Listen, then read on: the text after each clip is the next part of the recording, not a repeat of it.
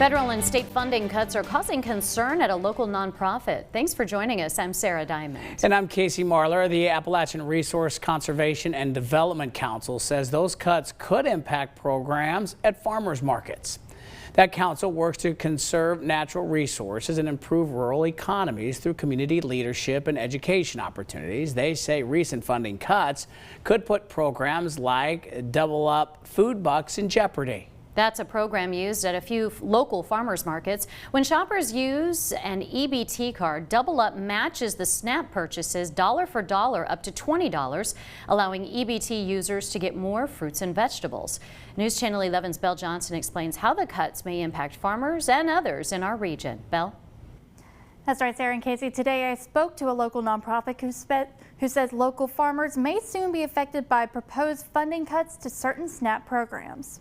Ashley Cavender is the Equitable Nutrition and Food Access Director at the Appalachian Resource Conservation and Development Council. She says recent funding freezes and cuts to state programs and proposed funding cuts to federal programs could affect local farmers markets and the farmers who rely on them. I see on a daily basis how many consumers come to spend their SNAP and EBT benefits at farmers markets, and I see the benefit that the farmers receive in that as well. Heather Shipley is the president of the Johnson City Farmers Market. She says one of the SNAP programs being cut is the Double Up Food Bucks, which double the amount of produce you can buy up to $20. They're limited now to dollars that they do have at the farmers market or at the grocery store, wherever they decide to get their food items. If you're not spending that $10 with us, you're going to spend it somewhere else, or you're going to look for more bang for your bucks. Cavender says last year shoppers spent $19,000 in Double Up Food Bucks at Northeast Tennessee farmers markets. She also says these cuts will affect farmers who provide the produce for farmers markets. All of that money that is generated just through SNAP and EBT alone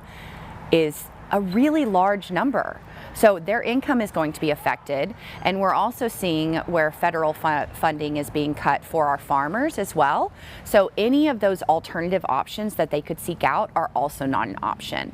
When it comes to even our programming, we're at risk of having federal funding cuts as well. Shipley and Cavender say there are ways the public can help. You can actually, as an individual or a company, is sponsor the EBT program yourself, whether you make a one-time donation or you make maybe a seasonal donation. Go to your local farmers markets, go to your local grocery stores, and try to purchase as locally as possible.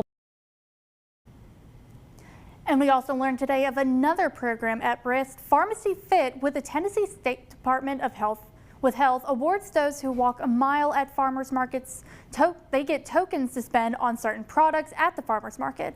To learn more about how the funding for that program works, you can go to this story on our website, WJHL.com. Sarah, Casey.